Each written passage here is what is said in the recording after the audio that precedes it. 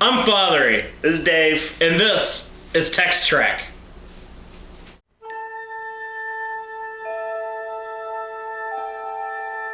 Engage.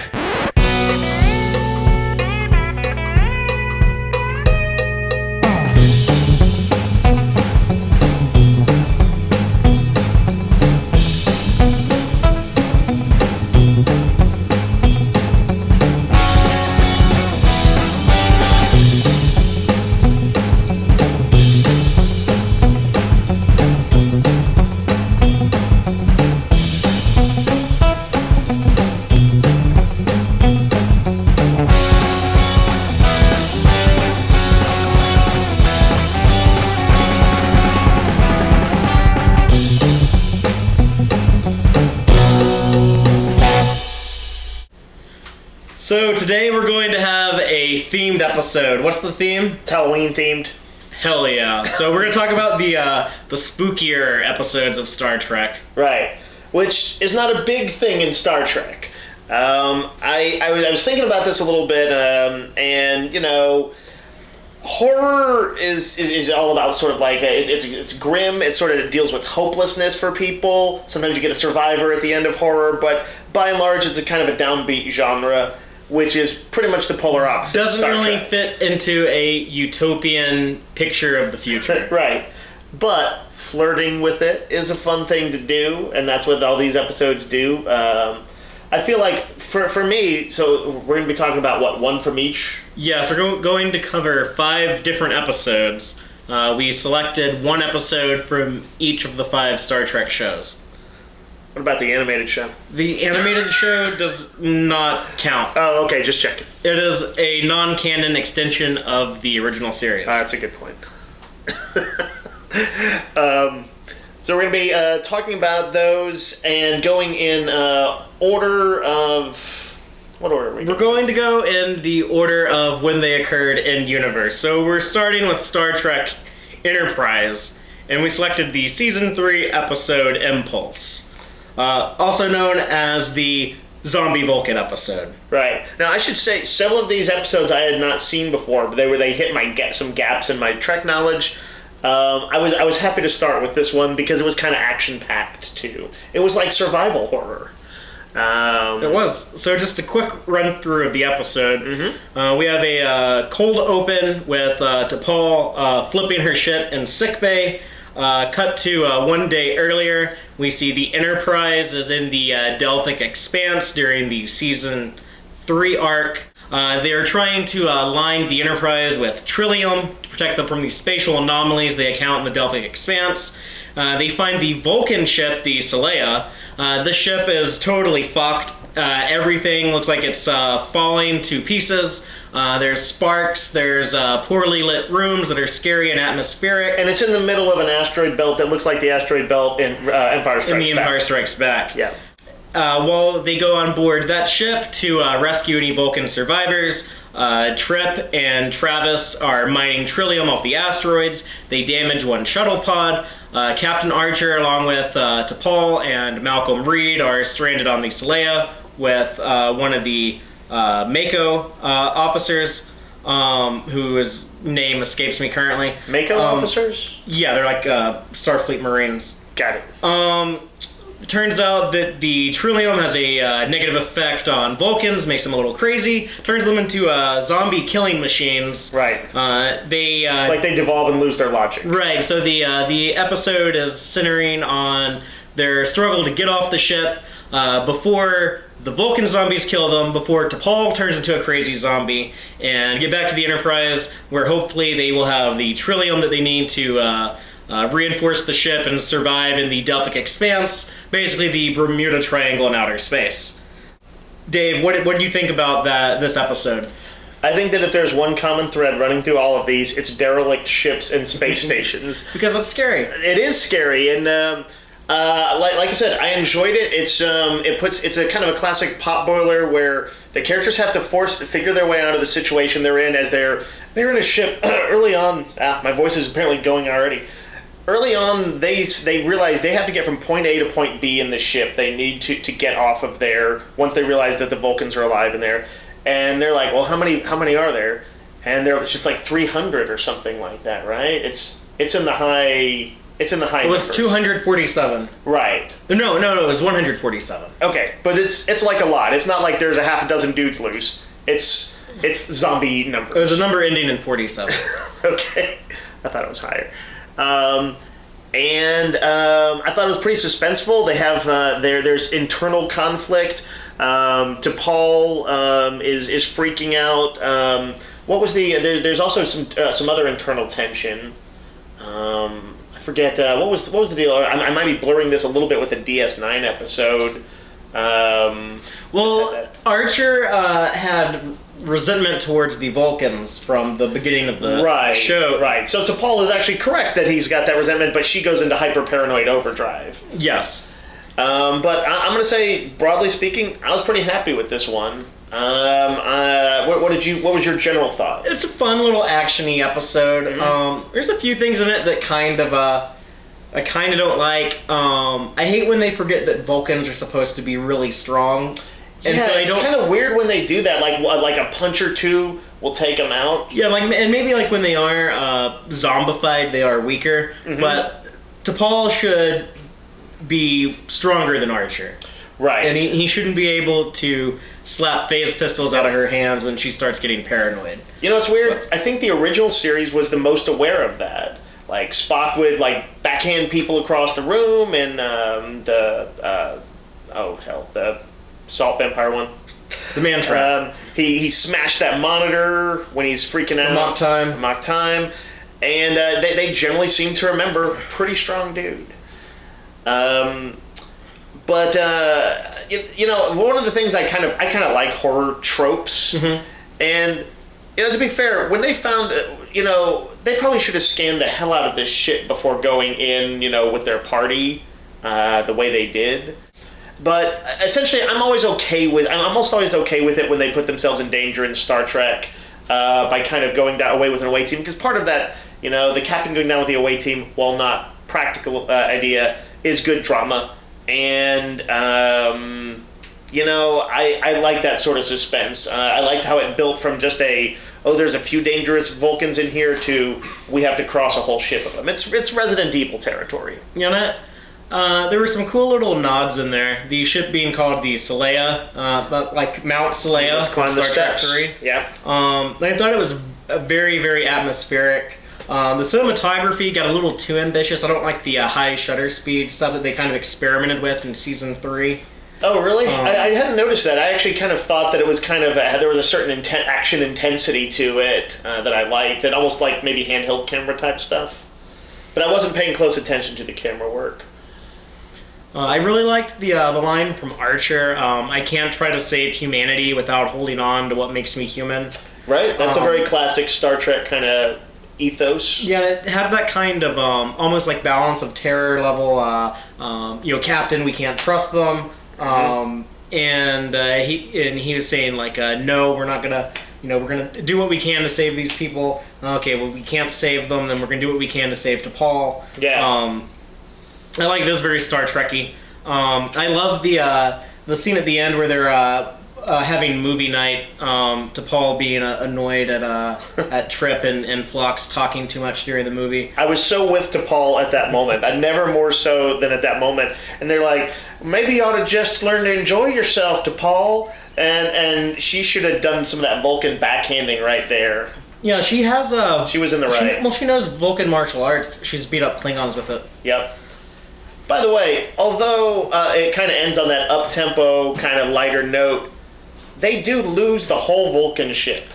It's a little dark in that sense. But they saved T'Pol. That's how kind of these dramas work, is you save your main characters and everybody else's collateral damage. The Mako that they brought along is a recurring character. I believe his name is Corporal Redshirt.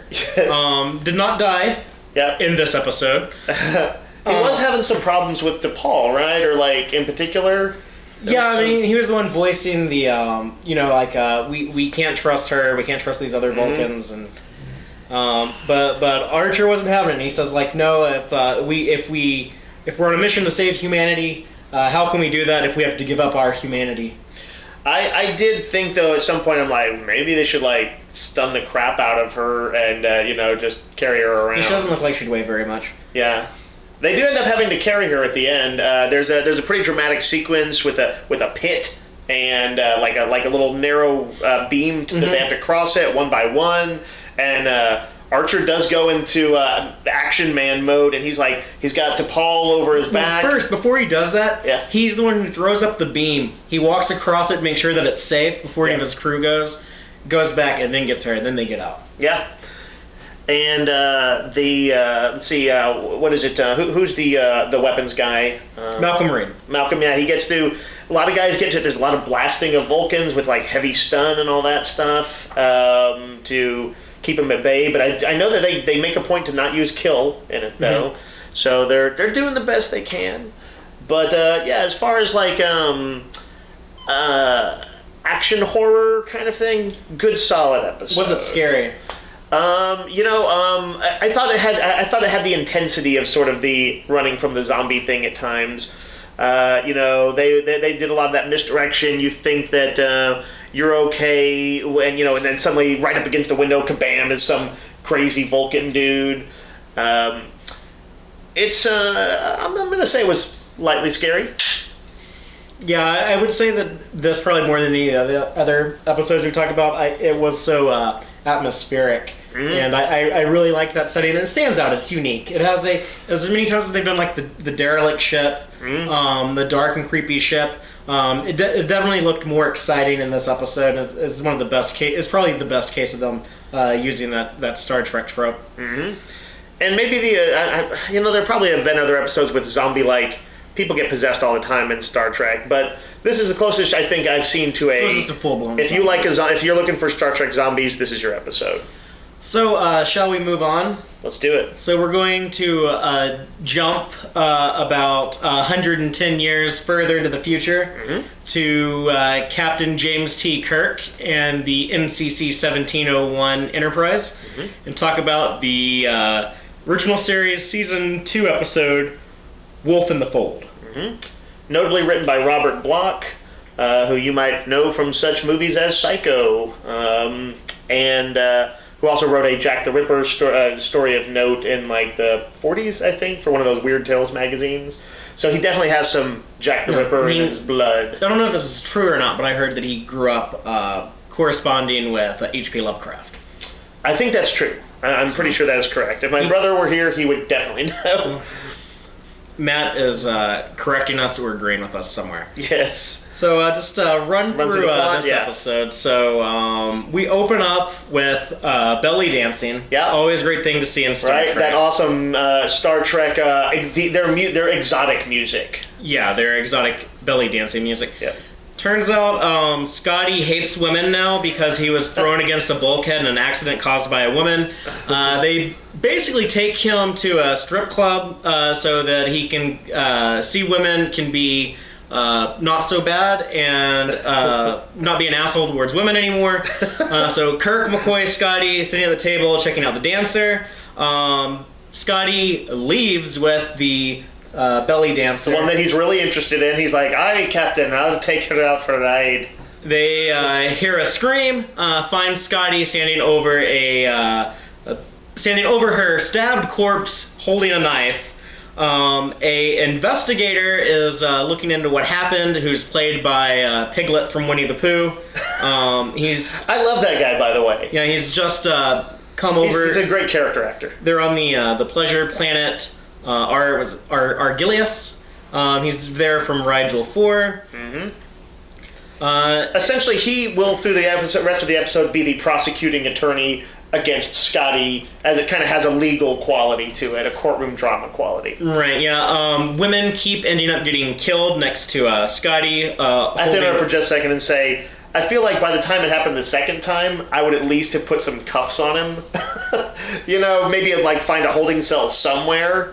But they seem to be like, well, let's just keep talking. But every time the lights would go out, some chick is dead. Yeah, we have a seance, basically. Right. We find out that there's a creature with a hunger. It's been known as Kesla, Maraudus, Redjack. Another woman dies. They go up onto the ship using a convenient device that can tell when people are lying. It's never used again. Yep. The psycho. It's the equivalent of like psycho tricorder. It's like putting your hand on the Bible, except it's a thing that it's a lie detector. And as they continue to investigate, there's a little bit of murder mystery. There's some other suspects.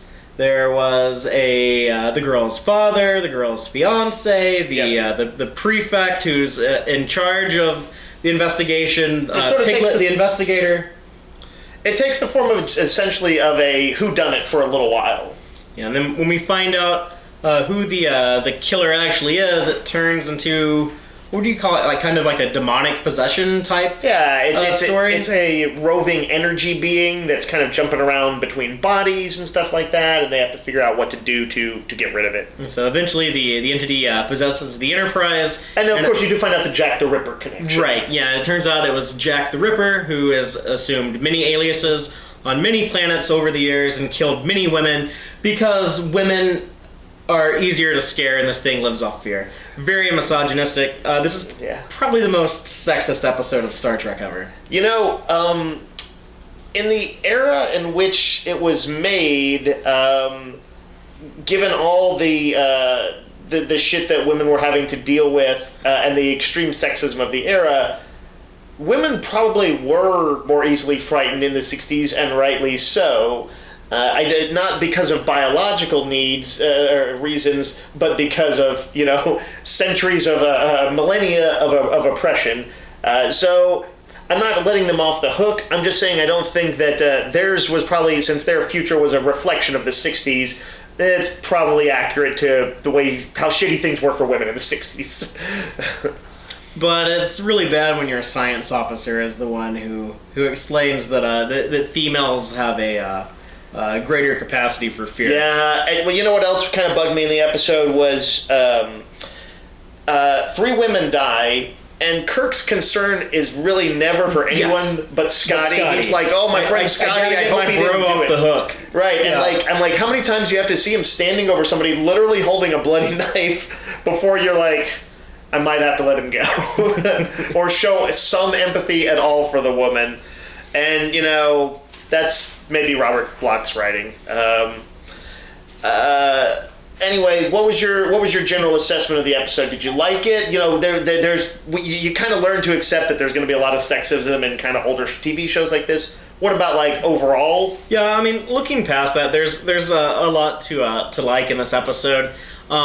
It's really cool how it starts off as basically a murder mystery, and then there's this big shift where it gets a lot creepier, and they do a good build up to actually revealing what the monster is. Well, they actually do a kind of a neat CSI thing, I think, where they start feeding these parameters into the computer, and they're like, what could have killed this person? What other kind of entities? Until they narrow it down. They're like, let's see what fits all of these parameters. And I thought it was kind of a cool use of the computer. They definitely did serious detective work in it. I think the tension is kind of killed when, to prevent everyone from getting scared and the entity living off of fear, Dr. McCoy basically shoots everyone up with drugs and gets everyone really high. Yeah. And no one is scared anymore, and they just all have the giggles, and they're not taking anything seriously. Yeah. As fun as that is to see, when the voice on the computer is saying it's going to kill everyone, and Sulu is stoned out of his mind. I wrote down what he said because it's so good. He's like, whoever he is, he sure talks gloomy. Sure talks gloomy. Yeah.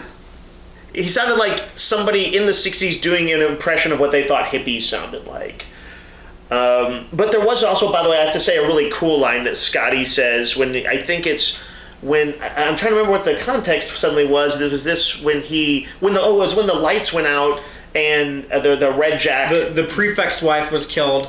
Yeah, and he's there, and it didn't possess him. There's something between him and her. It was something cold. It was like a stinking draft out of a slaughterhouse. Yeah, and I'm like, that's a pretty cool, creepy line. Yeah, and there's a few cool, creepy lines like that. I like that the killer liked to use knives because it's a scarier way for someone to die is when they're being stabbed. It showed that Lieutenant Karen Tracy's corpse, like, she had the fucking shit stabbed out of her. Oh, she yeah, was, you like, could covered in stab wounds. You could see, like, the dozen stab wounds on her back. I also want to say that the bad guy, or the dude who's revealed as the host for Red Jack, the prosecutor guy, a.k.a. You said the voice of Piglet? Voice of Piglet from Winnie the Pooh. Among other things. Hearing Piglet's voice saying, "Die, die, die, everybody die." But it was like... Kill, kill, kill you all! It went through auto-tune, though, to make it sound more Exorcist weird and scary. Yeah, it was just weird. They've done something. And it's really cool. It's kind of like that cool 60s freaky horror style to it that would be hard to emulate today. But when that guy, when he actually tries to make his escape, he does a vault kick right into Kirk's chest, and I was like, that looked like a real stunt where he actually did kick him. And for a dude who looks like a little kind of sort of Weasley kind of guy, he looked like kind of badass for a minute there. Yeah, but then right after that, Kirk punches him in the face and knocks him out. Okay, yeah, he's a little guy. Anyway, more like he's a little bitch. A good kind of interesting episode, but not. It's never going to be among my favorites overall. What was your sort of final you take really have on to like. It wasn't a scary episode. It was a fun suspense whodunit episode. It was. It does get kind of freaky at the end that I really like. It is kind of embarrassing because of the misogyny, but other than that, I think it's pretty fun. They also do the sort of pat ending, where everybody in there is high, and except for Kirk and Spock. Except for Kirk, but Spock is being a buzzkill, and Kirk has no one to hang out with because everyone is too high to go down and hang out on the planet. Yeah, and they get back to talking about short leave, and I'm like, maybe just a few minutes to say it's sad that we lost these 3 women. Yeah, 0 shits given. So, shall we move on? Let's do it. So now we're going to... this next one's my favorite. We're going to... Okay, cool. I wasn't expecting that. Yeah. We're time warping into Star Trek The Next Generation, in the 24th century. We're going to talk about the season 5? 4, 5? Season 5 episode... No, season 4... I was going to say, I think it's season 4. Episode Night Terrors. Yep. This seems to be one that, like a lot of people, it's pretty widely recognized as a creepy episode, and it's overtly creepy right from the beginning. Yeah, I think that I tend to like this episode more than most people. Oh, yeah? But I do have some problems with it that I'll get into. So, this episode opens with the Enterprise discovering the ship, the Britannia? Britannia? Something like that.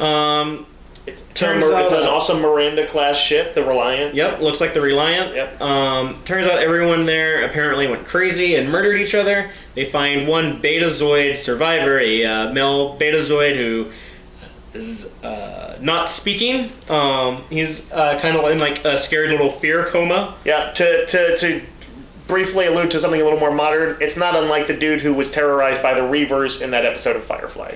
Yes, a lot like that. Except this was first. Yes. Everyone has been killed with phasers or knives.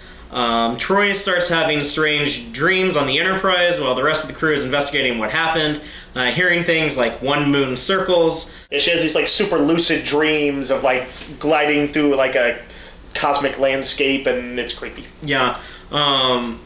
They're unable to tow the ship for some reason. It seems to be stuck in space. Chief O'Brien gets mad at his wife Keiko and goes to get a drink. Crusher and Troy get freaked out. I thought you were going to say they get freaky. No. They go to Picard. They let Picard know, everyone on the ship seems a little unnerved. We don't know what's going on. Turns out they're stuck in a Tychon's rift, an anomaly that where basically there's a rupture in space. It's holding the ship there. They need a massive amount of energy to push them out. Picard has a real scary turbo lift ride. Riker sees snakes in his bed. Data figures out they can try to use the deflector dish to make a big energy burst. They try that, it doesn't work. Troy continues to have more weird dreams. She's hearing things like eyes in the dark. The Betazoid guy, we'll call him Beta Bro. Yeah, sure. He's seeing weird things, talking about like eyes in the dark, twins. It's definitely one of those where you're watching it and I'm like, okay, I'm pretty sure this is a riddle. They just need to go ahead and work at solving it. Yeah, so they're hinting at something. He's having telepathic thoughts that Troy is picking up on, but can't make sense out of it. Mm-hmm. People are drinking and tend forward and getting more uneased. Guinan has to bust out the big gun, keep everyone in line. Yeah, it's like they're like on the verge of mutiny. Because they're not sleeping. Everybody, that becomes a thing. Everyone starts getting stressed out, seeing weird stuff. Data gets put in command because he's the only one unaffected. Dr. Crusher figures out that they're not dreaming, they're not having dreams and REM sleep, and that's going to drive them all mad. And so it's up to Data to take the information from Troy and together figure out what this riddle is, why are they stuck here, and how to get out. They have to communicate with these telepathic aliens that are on the other side of this rift in space. They're actually trying to get through to the Betazoids, and that's what's causing this weird telepathic effect on everyone. So they realize that the symbols from her dreams correspond to like a hydrogen atom, and that one moon circles. Yeah, I don't quite know why they decided they had to phrase it in sort of a eerie, poetic way, and I liked that though. But it's like, as far as how it works in the story, it's super cool. I found the resolution very satisfying. So you really liked this episode. You said it was your favorite of the 5. Tell us why. So I'm a big horror movie fan, and I think what I like more than anything, I'm not like a big gore guy or a slasher dude or anything like that. I tend to like creepy, eerie stuff. So ghost stories, possession stories, that kind of stuff usually is among my favorites. Okay. And this one is way high on the creepy atmospheric scale. Like right from the beginning, I noticed they broke out legitimately very eerie music. I love the music. Which they don't. The score is awesome. It was much more potent than in other episodes. Like, it was used throughout, and it was right off the bat. The derelict ship is cool. There's a dude that they find in there who they said got hit by a phaser at like setting, I think, 6 or 7, and his burns look horrible. Like it was pretty disturbing just to see his particular death. But it also has a famous scene. Like and then there's lots of creepy incidents throughout as people kind of hallucinate weird stuff, and I found they were legitimately creepy. So Riker in his quarters and hearing these weird sounds. I actually found that the snakes were a little bit of a letdown, but when he's just hearing sounds around there, pretty creepy. The scene that's sort of, I think, well known is the one where Crusher is in a room that's like a morgue, basically, with like a couple dozen bodies in it, and they all sort of sit up at once. Yeah, that's a cool scene. It's a pretty disturbing thing. So for me, what I really liked about it was the creepiness. And I liked that Troy's sort of her lucid dream, was a riddle with a pretty satisfying ending. I like when it's not technobabble, but that there's sort of I can follow the links that were made here, and it was more satisfying to me that way as a story.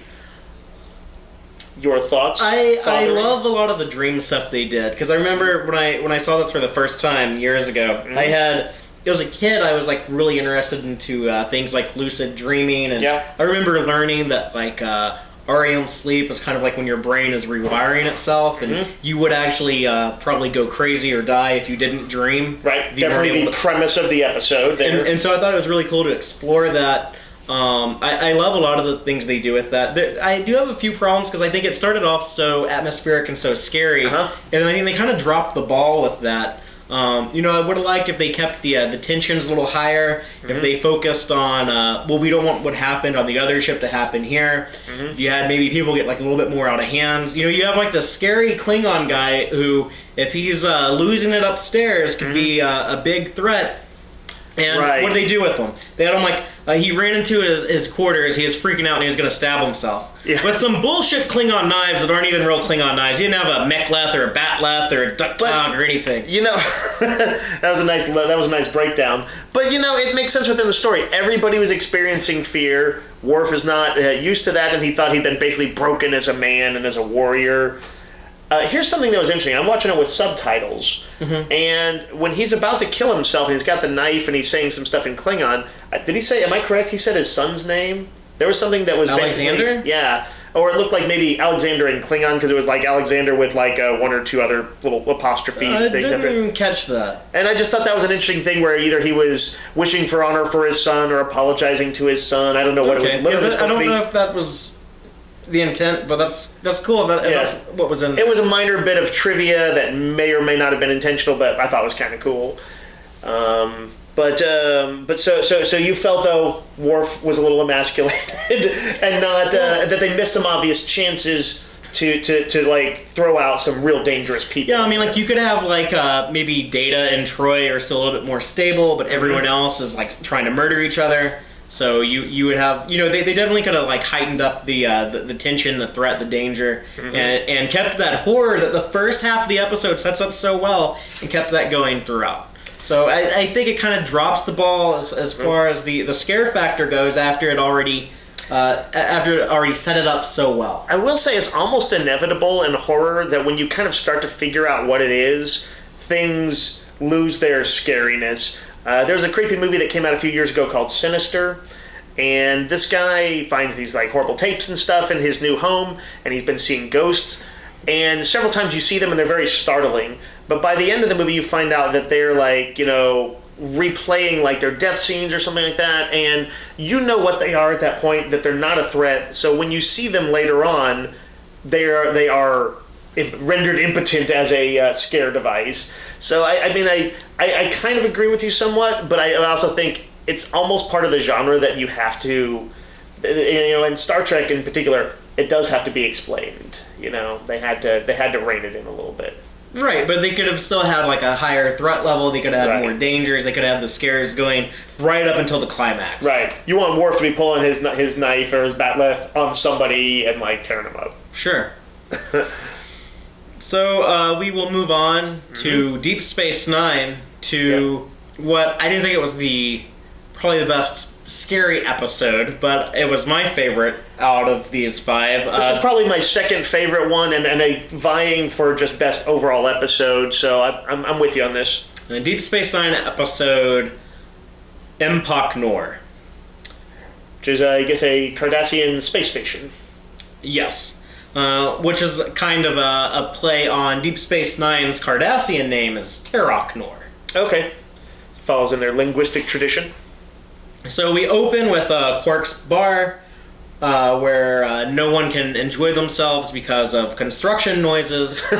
Turns out that Nog, who is he's a cadet at this time. I should mention this is a Season 5 Deep Space Nine episode. Him and Chief O'Brien are trying to make repairs to the ship. They don't have the parts they need. They can go to an abandoned Cardassian space station, which conveniently matches Deep Space Nine and has the exact same looking sets. Yeah. So they can go to Mpok Nor, get what they need. However, since the Cardassians abandon it, it's likely booby-trapped. It's like they know that like as a tradition that they do. They like booby-trap the shit out of anything they have to leave behind. So they take the station Cardassian, Garrick, along with them, since he seems to know all the crazy Cardassian military secrets. And also they think that the traps won't go off for Cardassians, basically. Yes, and he'll be able to get through them. They make it to the station. They have a team of the chief, Nog, Garrick, 2 security officers, 2 engineers. Garrick's able to get on board, deactivate traps. Everyone else comes on board. They dock the runabout. They find a dead Cardassian body in a stasis tube. Based on what he's wearing, they know that he is of the 3rd Battalion of the First Order, a particularly nasty part of the Cardassian military. Their motto is death to all. That seems a little out there, even for like hardcore Cardassians. Death to all? Even fellow Cardassians? Death to all. That's they're here to kill. I ain't saying it's not metal though. That's metal as hell. Yeah, that's brutal.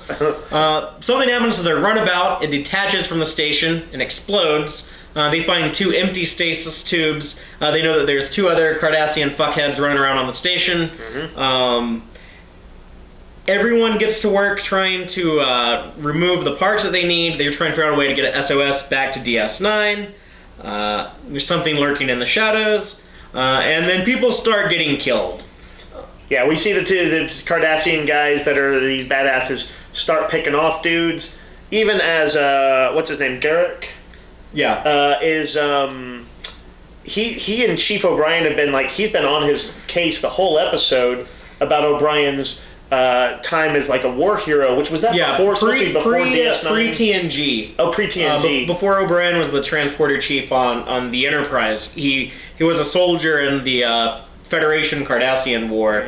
Mm-hmm. He was involved in a battle on Sutlec 3, which was supposed to be a particularly bloody battle. Apparently killed a lot of Cardassians. Yeah, so there is this tension between them.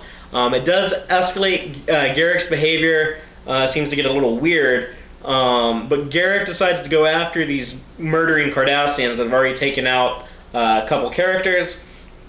He is able to trick one and kill the Cardassian. Turns out that there's been some psychotropic drugs used. There was some experimentation. Basically, these Cardassians are pumped full of drugs to make them more xenophobic, more racist than a typical Cardassian, right. Where they just want to murder anything that's not a Cardassian. The other Cardassian shows up and starts killing again. Mm-hmm. Garrick stops him, only to become a murdering Cardassian himself. Yeah, since DS9 is the one I'm least familiar with, I was like, oh wow, this guy kills a few crew members, and I know they were effectively red shirts in the sense that they were no-names, but I was a little shocked. I was like, oh, I don't know how you can come back from this. They've just made one of their regular supporting characters a murderer. But I guess because he was pumped up on drugs, they kind of he gets away with it. Although this one I did notice in the end, there's talk of an inquest, and it feels like there's going to be some consequences and fallout, which I really appreciated, even though it was just kind of a token reference to it. It felt a lot more like there was going to be more weight to things than Wolf in the Fold. Yeah, for sure. Definitely more aware. And anyway, the episode culminates with with O'Brien facing off almost like the Predator versus Schwarzenegger. With Garrick, and then they both become loaded for bear to end this thing, and they have a pretty brutal fight. They have a TOS style Kirk getting in a fist fight with somebody. Just to stay on the theme, I think there are some pretty scary moments in probably the middle part of the episode. Yep. And towards the climax, it loses that. What it's doing instead, that I think is actually more interesting.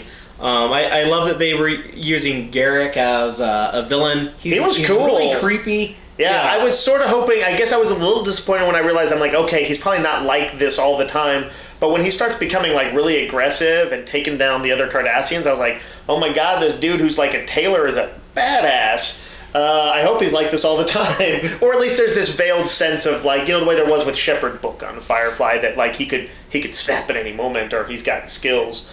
Yeah, and he definitely, he knows a lot. He knows things that no tailor should know, and has a. I very did really like his character, and sets. it made me want to for sure get into watching some more DS9. Yeah, and you should. I love that line. That's not the face of a tailor. Yeah. And he says, I'm not a tailor. So Chief O'Brien says this. He tells Garrick, that's not the face of a tailor. And Garrick says, well, I'm not a tailor. And then he kind of calms back down and says, well, not at the moment. Right. But they play off of that later when O'Brien says that he's not a soldier anymore. He's an engineer. Mm-hmm. But, I love that climax. Let's talk about that. If you were talking, by the way, about themes, then it's definitely about how you sort of how people can evolve from what other people think they are or what they once were. Talking about the climax. When Garrick has killed everyone else on the station, it's just Nog and O'Brien. Right. So you have the kind of the experienced veteran and the young cadet. Mm-hmm. And O'Brien goes back into soldier mode. He tells him, he doesn't really acknowledge that Nog is shitting his pants. He's like, nope, come on, cadet, we gotta stop Garrick. Right. And he goes into soldier mode. And he has his phaser rifle. Right. And we know that he doesn't want to do this. Nog wanted to hear about his war stories, and he's like, I don't want to talk about it. But clearly, he can revert back if he has to. And he doesn't enjoy being a soldier, but he can do it when he needs to. Mm-hmm. Nog ends up getting captured by Garrick. Garrick sets a trap, splits them up, captures Nog, and then is taunting O'Brien on their comm badges. That's so creepy that he took the time to hang up the corpses of everyone in O'Brien's team. Yeah. So when O'Brien goes, they agree to face each other in the promenade of the station, face each other one-on-one. It's so creepy that O'Brien has to basically walk past the hanging corpses of his team. Mm-hmm. When he finally confronts Garrick, he drops his phasers, he drops his tricorder, and you have that cool moment where he kind of MacGyvered the tricorder. Right. He's being taunted that he's still just that warrior, I guess, that he used to be. He tells him that he starts beating up O'Brien and says, you're not a soldier anymore, you're just an engineer. Right. And that's when O'Brien says, you're right, I'm an engineer. And that's when the phaser goes off. Then he signaled the tricorder to blow up the phaser, and it knocks Garrick on his ass, and O'Brien's able to rescue Nog. They get back to the station. The doctor, Dr. Bashir, is able to get Garrick's marbles realigned to get his head back on straight. Garrick is like, whoa, I'm totally sorry that I killed that guy. Express my deepest regrets to his wife. I'd do it myself, but she probably doesn't want to hear it from me. Yep. Again, I enjoyed seeing that fallout. And I really enjoyed the scene where O'Brien, he says like, I guess he's lucky that he lived or something. And O'Brien makes a point to tell him, which I thought was kind of hardcore, that the intent of the explosion was to kill him. Yeah, when Garrick says if that explosion had hit him a little bit harder, he would have died. And O'Brien says, proving that he can still be the soldier when he needs to be. Mm-hmm. Don't take this the wrong way, but that was the plan. And that's the last line of the episode. Yeah, they close on that. Gives it a kind of a darker tinge. Now, I want to quick mention something on the scare factor. Although this is more of a suspense sort of survival thing itself, a little bit like the Enterprise episode, it does have the biggest jump scare of any of the ones we saw. It legitimately shocked me. Like, I knew somebody was going to pop up, but Star Trek isn't great at jump scares. This one made me jump. It's when one of the amped up Cardassians leaps out and takes out one of their engineer guys. And I was like, Jesus! It was well done, I think. But yeah, I'm with you in general. I thought O'Brien was awesome in this episode. I haven't seen that many. I only know him mostly as supporting character from TNG. Next Gen. And so it was really cool seeing how well he worked as a principal character in this. And I thought he and Garrick made good adversaries. So yeah, this might actually be a better episode than the Night Terrors. But as far as creepy episodes, I like that one still a little better. Fair enough. We will move on now to Star Trek Voyager, going out to the Delta Quadrant. We're going to talk about the Season 6 episode, The Haunting of Deck 12. Mm-hmm. So just a quick run through that episode. It's basically the Princess Bride on Voyager. Neelix is telling the story of why Deck 12 is haunted to a bunch of the Borg children. I'm going to interrupt for just 1 second and say, it's funny you mentioned Princess Bride, because I was actually thinking that the opening to this, William Goldman, who wrote The Princess Bride, he also wrote Butch Cassidy and the Sundance Kid, he screen-adapted Misery, famous Hollywood screenwriter, has this axiom for screenwriters that when you begin a scene, you should begin as far into the scene as you can. So, like, don't bother taking the long way to get to your point. Be like where you need to be, and he's like, and also get out early. It's just kind of a general philosophy of it. And I liked that this episode began sort of what they call it, in media res. Things had already happened, and that allows them to turn it into a ghost story episode as things are recounted. Yeah. Basically, the ship is entering a nebula. The audience hasn't really explained what's going on. Lights are turning off. Something kind of creepy is going on. The bored children don't seem to know what's going on, and Neelix has been instructed to mind the children while we get through this. So he's kind of telling them a ghost story around the campfire. Yep. He's telling them how a few months earlier, before they were aboard the ship, Voyager was in a similar nebula, and some scary things happened.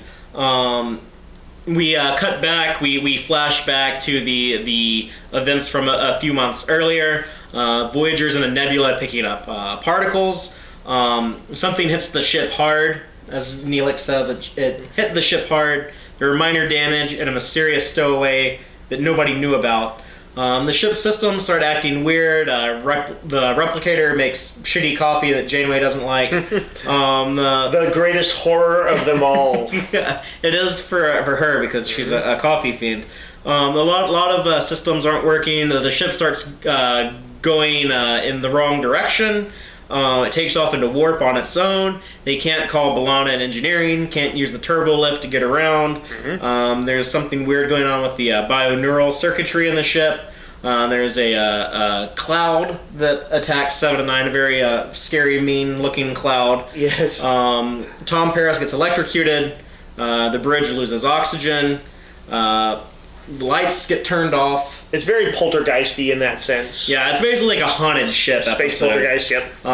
Turns out that there was a creature in that nebula. They disrupted the nebula. It got into the ship, and it is fucking pissed. It wants to get back to its home. Wants to get back to that nebula. So what they took is sort of random, creepy poltergeist acts, like their ship just randomly going off in a direction. It happened to be towards the nebula, and so that was in fact the creature attempting to direct it. I thought that was a pretty clever thing to reveal that some of these things were very specific, had very specific intent behind them.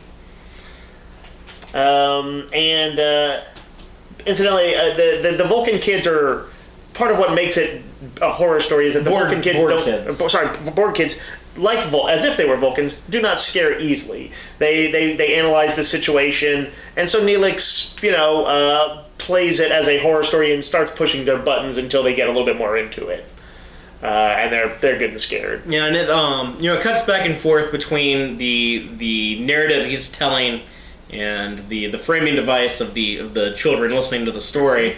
Did you ever see Are You Afraid of the Dark on Nickelodeon? I did not. Did that use a similar sort of kids telling stories, I think? Yeah.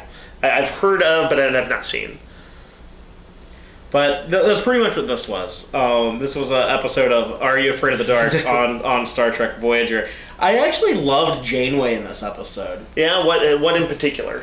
The way that she is basically playing chicken with the creature, the entity. Yeah. Eventually, everyone abandons the ship. It's only Janeway and this creature that refuses to give up control of the ship. And she's basically telling it, we'll get you back to your nebula. We'll do what we have to make sure that you survive. And the creature still won't give her control of the ship. She says, look, bitch, this is my ship. Right, and they had emphasized this point a few times in there. I also want to say, I thought it was a very cool device to have the computer, or the entity, when it's as part of the ship, speaks through the voice of... Yeah, through Majel Barrett's... The familiar voice of the computer anytime the computer says anything, and uses also sort of these stock phrases like, information, access denied, or that, I can't grant information on that, or, I forget what all else, but essentially, anytime it speaks, it's speaking in sort of the familiar computer phrases. I just thought that was a neat concept. And it makes it, in a way, it kind of makes it so much more ominous, because it's just that very stoic, cold, emotionless computer voice. Right. Well, it'll sort of like, she'll say, well, what if we try this? And it'll say, like, countdown to self-destruct or something like that. And because it is just as if it is going through this algorithm, she's not giving it what it wants, and so it just moves to the kill everybody. Yeah, when Janeway refuses to be a prisoner on her own ship and says, I'm not going to do it, you'll have to kill me. And the computer just says, acknowledged. And he starts pumping out some poison gas to kill her, and she still won't fold. Like, it's very Kirk-like. It's like it reminds me of Janeway in general is a hard ass. When Charlie X was on the original series, when Charlie was making Spock recite poetry, right? And Kirk is telling this kid with godlike powers, let him go, stop. And he's bossing him. He's being full on tough love parent. Yeah, and Charlie is like, well, why? I don't like him. And he says, but you need me to run the ship, and I need him. And right. He sticks to his guns, and eventually the godlike entity Charlie gives in to the captain, and you see Janeway kind of pull that off. In the end, it was very Star Trek-y, where they have the happy ending, where they were able to peacefully find a solution with the creature, find a new nebula that they hadn't ruined. Yeah, stop skidding around and stirring up all the dust. I did feel the episode was a little lightweight overall. I would have chosen as the storyteller probably somebody who's not Neelix. I thought you loved Neelix. Not my favorite. I thought this would be your favorite of the 5 we watched. I feel like you could have actually gained something. It could have been interesting to see Tuvok not attempting to be scary, but using kind of logic in the same almost way that the entity did, because he might be kind of hardcore about his description of things, because it would just be to the point and devoid of sort of a comforting moments. I feel like Chakotay maybe could have spun an interesting tale. Janeway could have. I wouldn't have chosen Neelix. He was the weak point. What did you think? Wouldn't you agree, even as a Neelix lover, as a lousy Neelix lover, that somebody else on the crew might have been better? Not Harry Kim, maybe, but somebody else. No, I liked Neelix. I liked how he was getting the technical details wrong, and each had called him out on it. Yeah, that was pretty good. I liked his interaction with those kids. But you can't create fear when he's like, and just then they knew that they were in terrible danger. It's just not scary. What about when he told that story of his birthday dinner and it was a scary cloud with a skull face? That was a little weird. I liked to me, this was the least, I would say, of the ones that we watched. I liked parts of it, but I think I would have liked to see the idea framed in a somewhat more menacing way. Yeah. No, and I actually did like it even as a storytelling thing to the kids, though. I thought that was a cool concept. It was a cool concept. It still is probably my least favorite of the 5 episodes we've discussed. Mm-hmm. There were a few moments in there that I like. I think probably the creepiest moment in the whole episode is when Neelix is leaving the mess hall. He goes in the corridors and he sees those turbo lift doors. They're just opening and closing. Yeah. You know what that reminded me of? In The Evil Dead, when they drive up to the cabin for the first time, and the the porch swing is slamming into the door, into the side of the. It's been so long since I've watched it, but I remember what you're talking about. Yeah, I don't know why I just like that. I don't know, it's just kind of creepy. So you know what? We should have done the Voyager episode with the evil clown in it. That's what I say. No one likes that. I don't even know how that could be, because that episode is awesome, and everybody needs to go and revisit it. I don't even. Because the best thing about The Haunting of Deck 12 is that it has a cool name. It is a cool name, I have to admit. But yeah, there we have it. Trek and horror, a kind of an odd mix, but I like that they've been able to pull it off.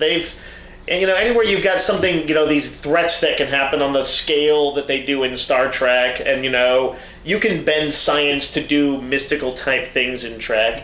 I feel like there's opportunity for scares, and I enjoy seeing them minded on occasion. Yeah, and we basically have with these, we have a zombie story, a demonic possession story. Yep. What would you call Night Terrors?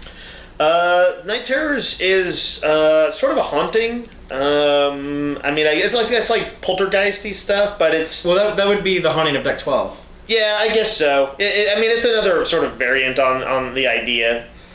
But I feel like I'm going to compare it to Poltergeist. And then what would you say Impact Noir is? Mpulse is that's a high body count. It's another variant of survival horror too.